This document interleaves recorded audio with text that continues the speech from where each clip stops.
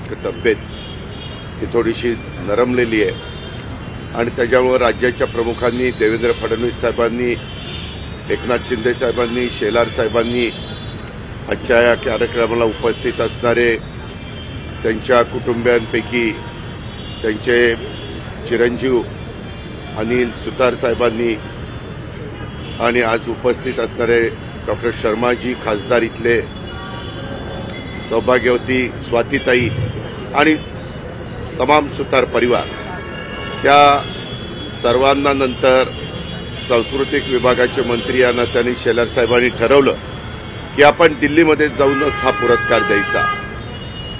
मागे अशाच प्रकारचा एकदा उद्योगरत्न पुरस्कार टाटा साहेबांना, रतन टाटा साहेबांना त्यांच्या घरी जाऊन आम्ही दिलेला होता आणि यावेळेसचा हा महाराष्ट्र भूषण पुरस्कार आज आम्ही इथं आलेलो आहे। एकंदरीतच ज्या प्रकारची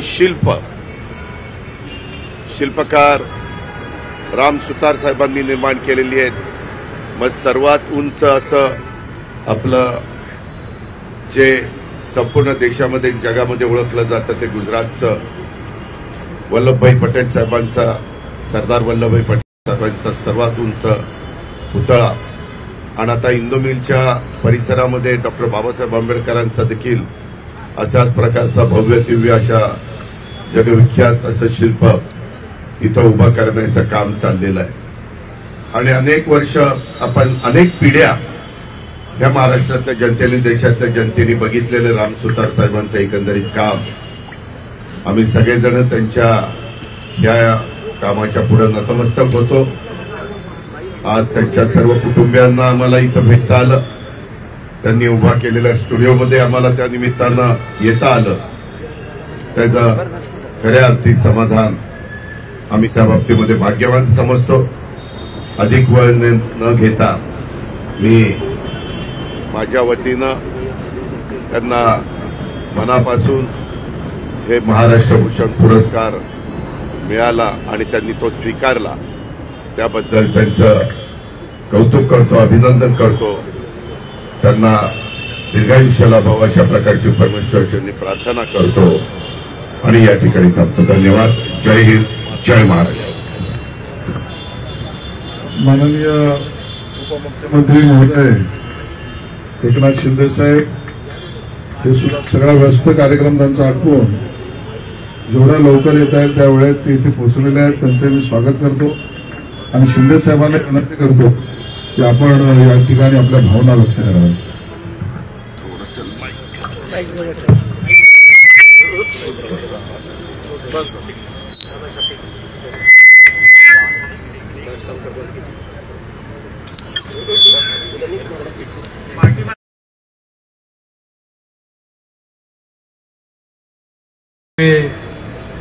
स्टॅच्यू मॅन म्हणून ज्यांची ओळख आहे तसे पद्मश्री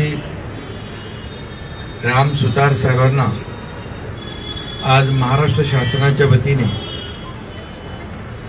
आदरणीय मुख्यमंत्री महोदयांच्या उपस्थितीत महाराष्ट्र भूषण पुरस्कार आम्ही दिला। याचा खूप मनस्वी आनंद आहे आणि तो त्यांनी अगदी प्रेमाने स्वीकारला याचाही आनंद आहे।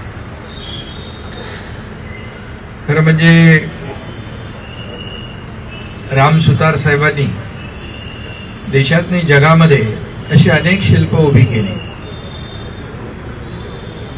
Statue of unity Sardar Vallabhbhai Patel यांचं सगळ्या जगातला उंच असा पुतळा उभा करण्याचा विक्रम देखील सुतार साहेबांच्याच नावावर आहे आणि आता दादांनी उल्लेख केल्याप्रमाणे चैत्यभूमीतला भारतरत्न डॉक्टर बाबासाहेब आंबेडकर यांचा पुतळा आणि स्मारक स्टॅच्यू ऑफ इक्वॅलिटी हे देखील मोठा बाबासाहेबांचा पुतळा सुतार साहेबच उभा करतायत आणि आता त्यांचे सुपुत्र अनिल सुतार साहेब आहेत। खरं म्हणजे या महाराष्ट्र भूषण पुरस्कार आमच्या सरकारने दिला, त्यामुळे खऱ्या अर्थाने या पुरस्काराचीच उंची वाढलेली आहे सुतार साहेबांना दिल्यामुळे. आणि म्हणून अतिशय प्रतिभावंत, ऋषितुल्य असे शिल्पकार आणि असे कलावंत हे खरं म्हणजे मराठी माणसाचा मानबिंदू आहेतच आणि महाराष्ट्राचं भूषणही आहे. आणि त्यांनी अनेक अशी शिल्प उभी केली आहे. देशातच नाही, जगभरामध्ये त्यांची शिल्प उभी आहेत. आपल्या संसद भवन परिसरात देखील 16 शिल्प उभी आहेत. आणि अयोध्येमध्ये मोठा श्रीरामाचा पुतळा देखील होणार आहे. आणि खरं म्हणजे असं जगविख्यात असं व्यक्तिमत्व राम सुतार साहेबांच्या या ठिकाणी कर्तृत्वाने त्यांनी देशाला, जगाला दाखवून दिलंय. याबद्दल मी त्यांचं मनापासून अभिनंदन करतो. आणि त्यांनी आता 100 गाठली आहे. त्यांना उत्तम निरोगी आयुष्य मिळावं आणि त्यांना उत्तम आरोग्य मिळावं अशी प्रार्थना करतो, शुभेच्छा देतो. आणि आता राम सुतार साहेबांचा वारसा समर्थपणे अनिल सुतार साहेब पुढे नेत आहेत. आता आपला सिंधुदुर्गातला छत्रपती शिवाजी महाराजांचा पुतळा देखील भव्य दिव्य असा या ठिकाणी उभा झालेला आहे. आणि खरं म्हणजे नुसते पुतळे उभे राहत नाही, तर त्या पुतळ्याच्या चेहऱ्यावरचं जे काय हावभाव, एक्सप्रेशन आहे ते देखील दाखवण्याचं कसब राम सुतार साहेबांनी त्यांच्या कलेतून दाखवलंय. मी त्यांना खूप खूप शुभेच्छा देतो आणि पुन्हा एकदा त्यांचं मनापासून अभिनंदन करतो. मी माननीय मुख्यमंत्री देवेंद्रजींना ज्यावेळेलाही विनंती केली त्यावेळी देवेंद्रजी हा कार्यक्रम मोठाच करावा या कल्पनेची दादा तुम्ही म्हणालात, हीच आपली कल्पना होती. पण प्रकृती अस्वास्थ आणि या सगळ्यात आपण त्यांच्या घरी जाऊ अशी भूमिका माननीय देवेंद्रजींनी आणि दोन्ही उपमुख्यमंत्र्यांनी घेतली. त्याबद्दल त्यांचेही मी मनापासून माझ्या विभागाकडून धन्यवाद व्यक्त करतो आणि माननीय मुख्यमंत्री साहेबांना आपल्याशी संवाद करावे लागतो. माननीय उपमुख्यमंत्री श्री एकनाथराव शिंदेजी, माननीय उपमुख्यमंत्री अजितदादा पवार, आपल्या महाराष्ट्राचे माहिती तंत्रज्ञान आणि सांस्कृतिक कार्यमंत्री आशिष शेलारजी, या कार्यक्रमाला विशेष रूपाने उपस्थित असलेले या भागाचे खासदार डॉक्टर महेश शर्माजी, आज या ठिकाणी विशेष रूपाने उपस्थित असलेले श्री अनिल सुतारजी, श्रीमती स्वाती अनिल सुतार, संपूर्ण सुतार परिवार, आणि आज ज्यांना महाराष्ट्र भूषण हा पुरस्कार नुकताच आपण दिलेला आहे ते जगविख्यात शिल्पी राम सुतार साहेब. आज खरोखर आम्हाला सगळ्यांना आनंद आहे की महाराष्ट्राचा जो सर्वोच्च नागरी सन्मान आहे महाराष्ट्र भूषण, हा सन्मान जे या देशाचा सर्वोच्च नागरी सन्मान प्राप्त केलेले पद्मभूषण राम सुतार साहेब यांना महाराष्ट्र शासनाच्या वतीनं आज आम्ही या ठिकाणी तो दिलेला आहे.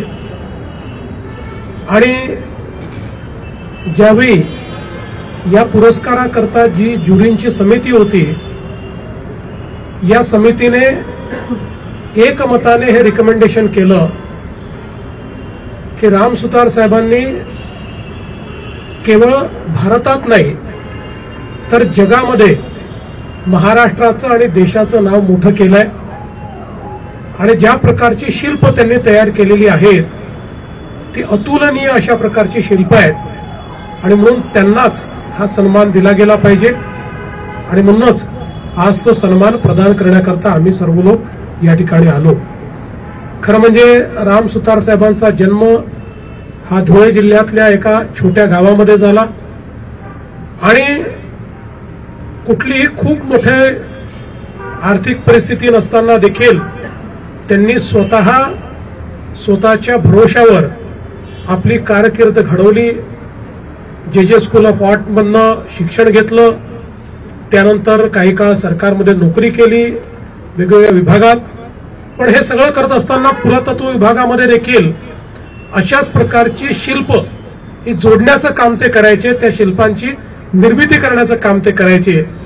आणि तिथनं ते दिल्लीमध्ये आले आणि हळूहळू स्वतंत्रपणे ही सगळी शिल्प त्यांनी निर्माण करणं सुरू केलं आणि आज तर त्यांचं वय 100 वर्षाचं आहे. 500 वर्षापेक्षा जास्त काळ राम सुतार साहेब शिल्प तयार करतायत. जवळजवळ 77 वर्ष राम सुतार साहेबांनी हजारो शिल्प या ठिकाणी तयार केली. देशातलं असं कुठलं राज्य नाही की ज्या ठिकाणी त्यांचं शिल्प नाही. जगातले किमान 15 देश असे आहेत की ज्या ठिकाणी राम सुतार साहेबांचं शिल्प हे अतिशय अभिमानाने त्या ठिकाणी उभं आहे. आणि शिंदे साहेबांनी सांगितलं हे देखील अतिशय खरं आहे की राम सुतार साहेबांच्या हातामध्ये जी कला आहे, ज्या दगडातनं ते शिल्प तयार करतात, ज्या मातीतनं ते करतात, ज्या धातूतनं ते तयार करतात, या प्रत्येक गोष्टीला ते असा आकार देतात की प्रत्यक्ष तो व्यक्ती त्या ठिकाणी साकार होतो. त्याचे हावभाव, त्या व्यक्तीचं जे काही चरित्र वर्णन आपण बघितलेलं आहे ते संपूर्ण चरित्र वर्णन हे तो पुतळा पाहिल्यानंतर आपल्या डोळ्यासमोर यावं अशा पद्धतीनं अशा प्रकारच्या प्रतिमा, अशा प्रकारचे शिल्प, अशा प्रकारचे पुतळे हे त्यांनी इतके वर्ष तयार केलेले आहेत. आणि ज्याचा उल्लेख आमच्या उपमुख्यमंत्र्यांनी देखील केला, ते सिंधुदुर्गातलं छत्रपती शिवरायांचं शिल्प असो किंवा स्टॅच्यू ऑफ युनिटी असो, स्टॅच्यू ऑफ इक्वॅलिटी असो, वेगवेगळे हे जे त्यांनी तयार केलेले पुतळे आहेत, प्रत्येक पुतळा हा आपल्या इतिहासाचा साक्षीदार आहे. आणि एक अशा प्रकारचं एक त्यांचा ठसा या पुतळ्याच्या माध्यमातून या ठिकाणी त्यांनी निर्माण केला आहे की त्यांचा वारसा हा पुढचे 200, 300, 400 वर्ष या पुतळ्यांच्या माध्यमातून आपल्याला प्रेरणा देत राहील अशा प्रकारचा वारसा निर्माण करणारे राम सुतार साहेब आहेत. आणि आज तब्येत थोडी ठीक नसल्यामुळे आम्ही घरी येऊन त्यांना हा पुरस्कार देण्याचा निर्णय केला. खरं म्हणजे महिन्याभरापूर्वीच आमची मुंबईमध्ये भेट झाली होती. अनिलजी सोबत होते आणि सुतार साहेब अगदी चांगले होते. आम्ही चर्चा देखील केली, पण थोडी तब्येत बिघडली आणि म्हणून आम्ही हा निर्णय केला की इथे येऊन आम्ही हा कार्यक्रम करू. आणि मला सांगताना आनंद वाटतो की ज्यावेळी त्यांना आम्ही पुरस्कार सुपूर्द केला त्यावेळी ते जय जय महाराष्ट्र माझा, गरजा महाराष्ट्र माझा असं बोलले. म्हणजे हा जो काही महाराष्ट्राचा अभिमान आणि स्वाभिमान राम सुतार साहेबांमध्ये पाहायला मिळाला की तब्येत थोडी ठीक नसतानाही त्यांनी सगळ्यांना ओळखलं, ते बोलले. त्यातलं काही गोष्टी आम्हाला समजल्या, काही नाही समजल्या, पण हे मात्र निश्चित आम्हाला त्या ठिकाणी समजलं की ते जय जय महाराष्ट्र माझा, गरजा महाराष्ट्र माझा म्हणत होते. आणि त्यातनं आमचंही ऊर हा अभिमानाने आणि स्वाभिमानाने त्या ठिकाणी भरून पावला की 100 वर्षाचे राम सुतार साहेब या देशातले सर्वात प्रसिद्ध शिल्पकार म्हणून ज्यांच्याकडे पाहिलं जातं, या देशातल्या अनेक कलाकृती जी त्यांच्या कलेची जिवंत साक्ष आहे, असे राम सुतार साहेब यांच्या मनातही महाराष्ट्र आहे, यांच्या मनातही छत्रपती शिवराय आहेत. आणि आज विशेषतः त्यांनी त्यांच्या उशाशी एकीकडे सरदार वल्लभभाई पटेल आणि दुसरीकडे डॉक्टर बाबासाहेब आंबेडकर यांचे जे शिल्प आहेत त्या शिल्पांच्या ज्या प्रतिकृती आहेत त्या ठेवलेल्या होत्या. म्हणजे त्यांच्या जीवनामध्ये हे जे शिल्पांचं महत्व आहे हे खरोखर त्यातनं आपल्यासमोर अधोरेखित होत होतं.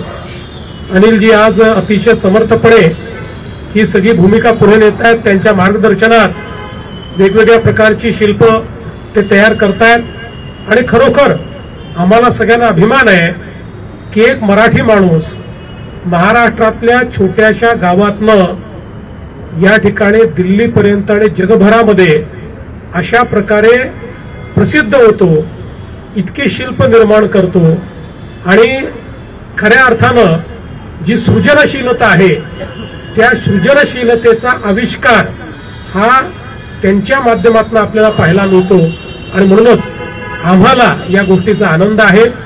अनेक वेळा आपण असं म्हणतो की एखादा पुरस्कार हा व्यक्तीमुळे मोठा होतो, तेच आज आम्ही अनुभवलेलं आहे.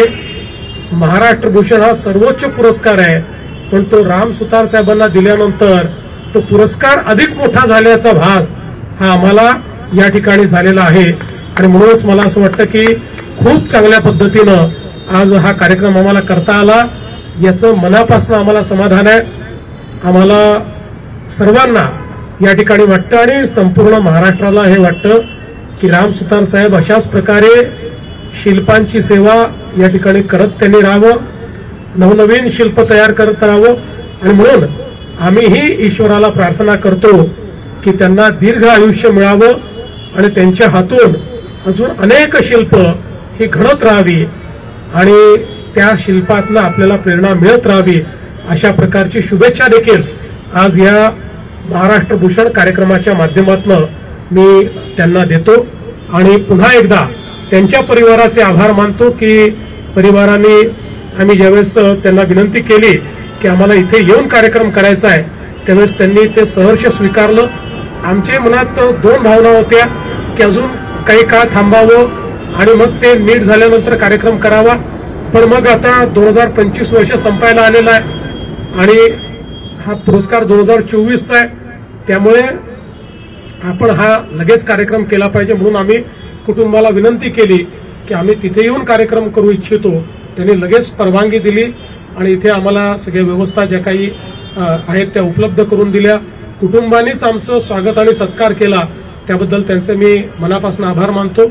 विशेषतः आमच्या सांस्कृतिक कार्य विभागाचे मी मनापासून आभार मानतो, त्यांचं अभिनंदन करतो की विभागाने अतिशय चांगला कार्यक्रम या ठिकाणी हा सगळा घडवला आणि ज्या काही व्यवस्था असतील या ठिकाणी जे काही कोऑर्डिनेशन असेल हे सगळं आमच्या सांस्कृतिक कार्य विभागाने केलं, म्हणून त्यांचे मनापासून अभिनंदन करतो. धन्यवाद.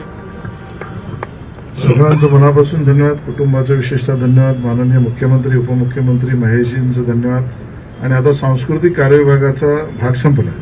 प्रश्न या सर, सगळ्यात मोठा महाराष्ट्राचा सगळ्यात मोठा पुरस्कार जो आहे तो राम सुतार यांना दिलेला आहे. त्यांना पद्मश्री असेल, पद्मभूषण असेल, या पुरस्काराने सन्मानित केलेला आहे. पण भारताचा सगळ्यात मोठा पुरस्कार जो भारतरत्न आहे तो त्यांना देऊन त्यांचा सन्मान करण्यासाठी महाराष्ट्र सरकार पुढाकार घेणार आहे. असं आहे की राम सुतार साहेबांसारखी माणसं हे भारतरत्नच आहेत. म्हणजे पुरस्कार कधी मिळेल, कधी द्यायचा हे तर केंद्र सरकार ठरवेल, आम्ही जरूर पुढाकार घेऊ, पण त्यांच्यासारखी माणसं ही कायम भारतरत्न असतात. सर, खरं तर त्यांचं कार्य मोठे, त्यांचे अनेक पुतळे आहेत. महाराष्ट्र सरकार त्यांचं एखादं स्कल्पचर गार्डन तयार करणार आहे का? त्यांनी माझ्याशी बोलताना इच्छा व्यक्त करून दाखवली की महाराष्ट्रात जर आम्हाला थोडीफार जागा मिळाली तर आम्ही त्यांच्या ते 100% आम्ही जरूर जागा देऊ आणि अशा प्रकारचं स्कल्पचर गार्डन तयार करणं ही तर मला असं वाटतं की अतिशय उत्तम अशा प्रकारची सूचना आहे आणि जरूर ती इच्छा आम्ही पूर्ण करू. कारण मला असं वाटतं की त्याच्यामुळे एक प्रकारे महाराष्ट्रालाही त्यातनं एक वैभव प्राप्त होईल. अरबी समुद्रामध्ये शिवाजी महाराजांचं पुतळा बनवण्यात चाललंय, त्याचं स्टेटस काय आहे? आणि इंदुमिलचं जिथं डॉक्टर बाबासाहेब आंबेडकर अरबी समुद्रातला जो पुतळा आहे त्याच्यामध्ये आपल्याला माहिती आहे, आपण हायकोर्टमध्ये केस जिंकलो होतो. केस पुन्हा सुप्रीम कोर्टमध्ये गेली. मध्यंतरी सुप्रीम कोर्टने ती पुन्हा हायकोर्टला पाठवलेली आहे काही मुद्द्यांवर. करता हायकोर्टला आम्ही विनंती केली आहे की लवकर हायकोर्टाने ती केस निकाली काढावी आणि त्यानंतरच त्याच्यामध्ये पुढाकार होईल. इंदू मिलचा जो पुतळा आहे त्याचं काम आता सुतार साहेबांकडे चाललेलं आहे. त्याच्यामध्ये मध्यंतरी काही मतमतांतर होती म्हणून एक टीम देखील या ठिकाणी येऊन गेली. त्यांनी काही सूचना केलेल्या आहेत. त्यामुळे मला असं वाटतं की त्या सगळ्या सूचनांचा अंतर्भाव करून एक उत्तम पुतळा त्या ठिकाणी तयार होईल. यावेळेस 6 डिसेंबरला आम्ही अनिल यांच्याशी बोललो होतो. त्यांनी सांगितलं की डॉक्टर बाबासाहेब आंबेडकरांचा शूट जो आहे तो तिथे यावेळेस इंदू मिलच्या इथं आणला जाणार आहे या 6 डिसेंबरला. तर त्यानिमित्तानं आणखीन म्हणजे किती कालावधी लागू शकेल त्यासाठी? मला असं वाटतं की आता त्यांच्याशी चर्चा करूनच हे सांगता येईल. कारण शेवटी आपल्याला तर लवकरात लवकर तो पाहिजे आहे. पण अशा प्रकारचा एक जो पुतळा आहे की जो पुढचे शेकडो वर्ष एक प्रेरणा देणारा आणि इंदू मिलचं स्थान हे अतिशय आयकॉनिक स्थान आहे, अतिशय मोठं श्रद्धास्थान आहे. त्यामुळे तिथे जो काही पुतळा लागेल तो अतिशय उत्तम असला पाहिजे, प्रेरणादायी असला पाहिजे, भारतरत्न डॉक्टर बाबासाहेब आंबेडकरांच्या व्यक्तिमत्वाला साजेसा असला पाहिजे. या निमित्ताने त्यांना जो वेळ लागेल तो वेळ आपण दिला पाहिजे. त्याच्यामध्ये घाई करून चालणार नाही. सर, रामसुतार सरांचे जे शुभचिंतक आहेत त्यांची इच्छा आहे की धुळे आणि गोंधळ एअरपोर्ट जो आहे त्याचं नाव कुठे ना कुठे रामसुतार सरांच्या बेसवर व्हावं असं. आम्ही त्या संदर्भातला विचार करू. आणि असं आहे की रामसुतार साहेब अजून खूप वर्ष काम करणार आहेत. त्यामुळे त्यांच्याशी चर्चा करून आणि त्यांचं नाव आणि त्यांचं कार्य हे ठळकपणे महाराष्ट्रात राहिलं पाहिजे ही व्यवस्था आम्ही करू. एक राजकीय प्रश्न आहे. माहितीचे 3ही नेते, ज्येष्ठ नेते इथे आहे. आता नुकतंच रवींद्र चव्हाण जे भारतीय जनता पक्षाचे त्याचे राज्य त्यांनी म्हटलंय की मुंबईचा महापौर हा भाजपचा असेल. असं कोणीही म्हटलेलं नाही. सगळ्यांनी महायुतीचा म्हटलेलं आहे. आमच्यामध्ये भांडण लावायचा प्रयत्न करू नका. मुंबईचा महापौर महायुतीचा. आता मी मुख्यमंत्री म्हणून भाजपचा महाराष्ट्रातला सर्वोच्च नेता म्हणून तुम्हाला सांगतो मुंबईतला महापौर महायुतीचाच. बिहारमध्ये डबल सेंचुरी झाली असेल. बिहारमध्ये डबल सेंचुरी बोललो त्याच्यावर. बिहारच्या बद्दल मी ताबडतोब ट्विट केलेलं आहे. आपल्याला सगळ्यांना माहिती आहे की या देशाचे लोकप्रिय पंतप्रधान नरेंद्र मोदी साहेबांच्या तिथं खूप मोठं त्यांनी सभा घेतल्या, मार्गदर्शन केलं. स्वतः नितीश कुमारांचं गेल्या 5 वर्षातलं काम तिथं अतिशय उत्तम पद्धतीनं चाललं. केंद्र सरकारने त्यांना सर्वतोपरी सहकार्य केलं. आणि डबल इंजिनचं सरकार आम्हाला अनेक मान्यवर म्हणजे मी स्पष्ट सांगतो अमित शहा साहेबांना ज्यावेळेस आम्ही भेटायचो त्यांचे आता महाराष्ट्रात 2 दौरे झाले त्यावेळेस मी त्यांना सहज विचारलं होतं की काय बिहारला साधारण रिझल्ट लागेल. ते म्हणाले होते 165च्या खाली बिहारमध्ये अजिबात एनडीएचे लोक निवडून आल्याशिवाय राहणार नाही अशा प्रकारची एवढी त्यांना खात्री होती. आणि एकंदरीतच मी या निमित्तानं मोदी साहेबांचं तसंच अमित शहा साहेबांचं आणि नितीश कुमार साहेबांचं मनापासून अभिनंदन करतो, कौतुक करतो. त्यांच्या नेतृत्वाला त्यांच्या विश्वासाला बिहारकरांनी जी जबरदस्त साथ दिली त्याबद्दल बिहारच्या जनतेला सॅल्यूट देखील करतो. धन्यवाद. तुमच्या पक्षाचे देखील 16 उमेदवार उभे करण्यात आले. 16 उमेदवार तुमच्या पक्षाच्या वतीने देखील उभे मी तिथं सांगितलेलं होतं की तिथं उमेदवार उभे करू नका. परंतु त्याच्यानंतरच्या काळामध्ये आमच्या इथल्या वरिष्ठ पातळीवर म्हणजे काही प्रफुल्ल पटेल साहेबांनी वगैरे काही निर्णय घेतले कारण मी तिकडं जास्त लक्ष दिलेलं होतं महाराष्ट्रामध्ये. त्याच्यामुळे मला त्याच्याबद्दलची अधिकची माहिती नाही. आता तुम्ही तिन्ही पण प्रमुख नेते राज्यातील दिल्लीत आलेले आहात. पंतप्रधानांची भेट घेऊन त्यांचं अभिनंदन वगैरे करण्याचं काही पंतप्रधानांची भेट आत्ताच आम्ही आम्ही डॉक्टर शर्मा साहेबांचे आपले इथले लोकप्रिय खासदार त्यांच्या घरी आम्ही बसलो होतो आणि तिथं पंतप्रधानांची सभा पूर्णपणे ऐकली. पंतप्रधानांचा वेळ खूप महत्वाचा असतो परंतु मी अमित शहा साहेबांची वेळ मागितलेली आहे. ह्याच करता मी जाता जाता त्यांना भेटून त्यांना शुभेच्छा देऊन पुढे जाणार आहे. मी तर जाणार आहे.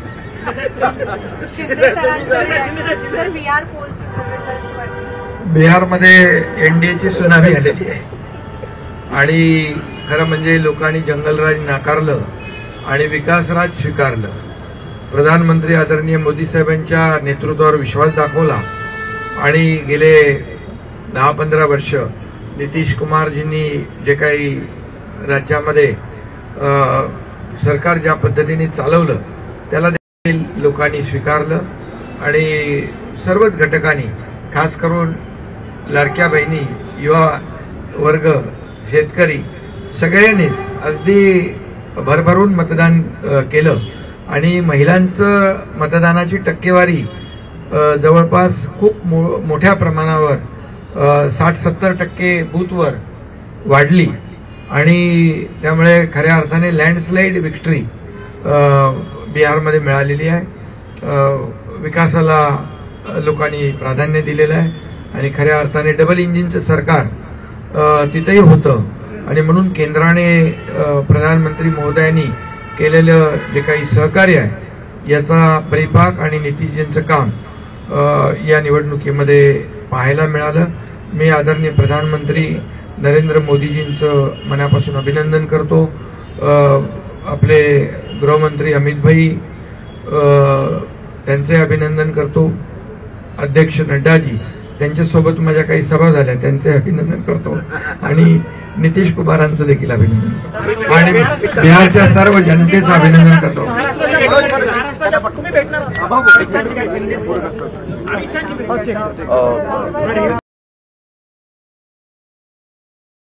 Young developers can't clearly differentiate between artificial intelligence, machine learning, and data science.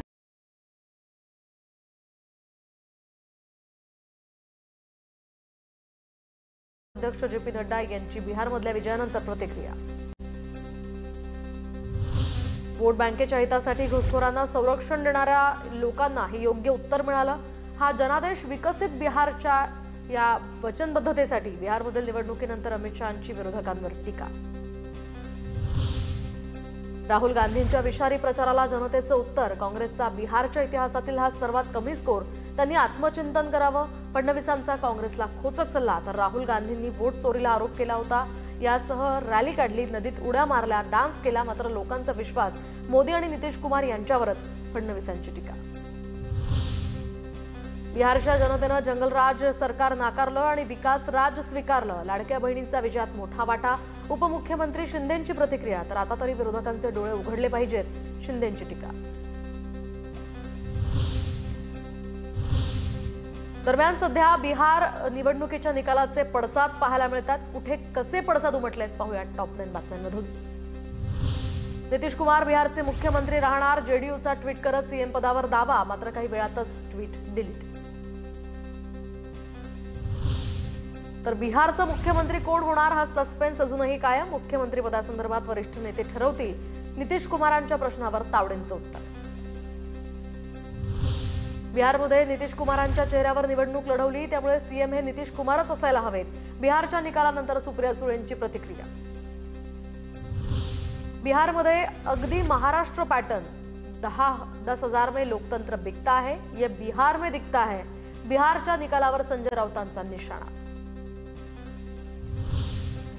रेवडी कल्चर आणणार नाही म्हणणाऱ्या पंतप्रधानांनी रेवडी कल्चर आणलं. केंद्राच्या मार्फत महिलांच्या खात्यात 10,000 रुपये टाकले.